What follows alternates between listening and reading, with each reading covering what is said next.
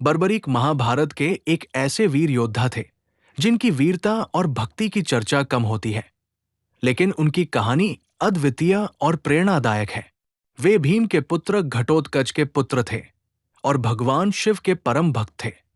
उनकी कथा महाभारत के युद्ध से जुड़ी हुई है और ये बताती है कि किस प्रकार उनका बलिदान युद्ध की दिशा को बदलने में सहायक बना। बर्बरीक का जन्म घटोत्कच और मौरवी के पुत्र के रूप में हुआ था। वे बचपन से ही विलक्षण शक्तियों से युक्त थे। उन्होंने भगवान शिव की कठिन तपस्या की और उनसे 3 अद्भुत बाण, तीर प्राप्त किए। यही कारण था कि उन्हें 3 बाणधारी भी कहा जाता है। शिवजी ने उन्हें वरदान दिया कि वे मात्र 3 बाणों से ही संपूर्ण युद्ध समाप्त कर सकते हैं। पहला बाण जिसे वे छोड़ते, वो सभी शत्रुओं को चिह्नित कर लेता।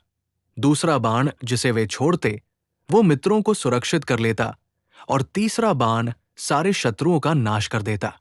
इसके अलावा उनके पास एक धनुष भी था जिसे भगवान अग्नि ने दिया था, जो अचूक था।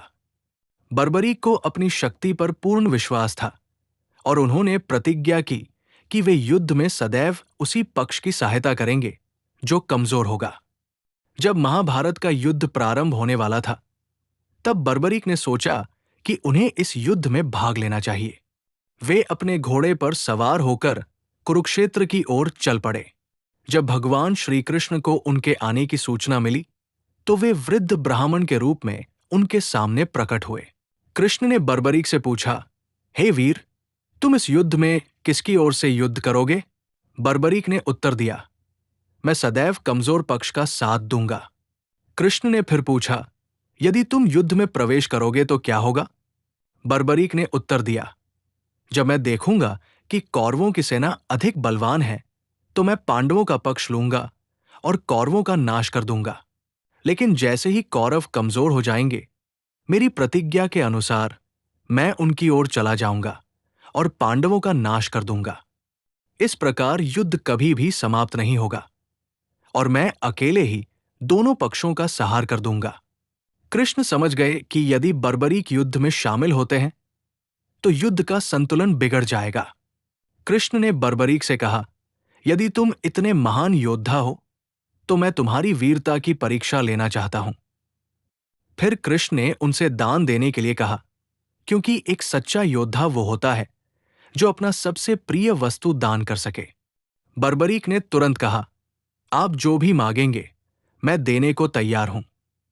तब कृष्ण ने उनसे उनका सिर दान में मांगा।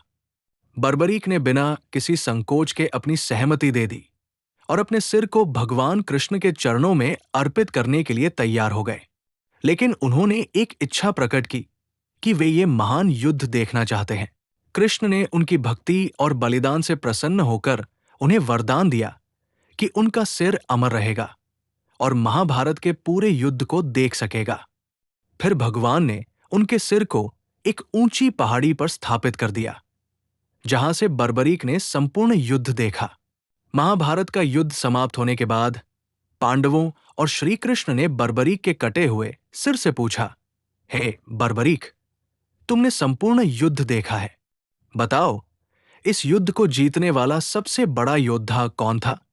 बर्बरीक ने उत्तर दिया, मैंने देखा कि इस युद्ध में केवल भगवान श्री कृष्ण ही युद्ध कर रहे थे। उनके सुदर्शन चक्र और उनकी माया से ही युद्ध समाप्त हुआ। अर्जुन का गांडीव धनुष, भीम की गदा और द्रोणाचार्य का ज्ञान सब कुछ केवल एक माध्यम था। असली विजेता तो भगवान श्री कृष्ण ही है। इस उत्तर को सुनकर सभी पांडव चकित रह गए और उन्हें ये एहसास हुआ कि श्री कृष्ण ही इस युद्ध के वास्तविक नियंता थे। बर्बरी की महानता को देखते हुए श्री कृष्ण ने उन्हें कलयुग में श्री खाटू श्याम के रूप में पूजे जाने का वरदान दिया। आज भी राजस्थान के खाटू में स्थित खाटू श्याम मंदिर में बर्बरी की पूजा होती है। माना जाता है कि जो भी सच्चे मन से खाटू श्याम की आराधना करता है, उसकी सभी मनोकामनाएं पूर्ण होती है।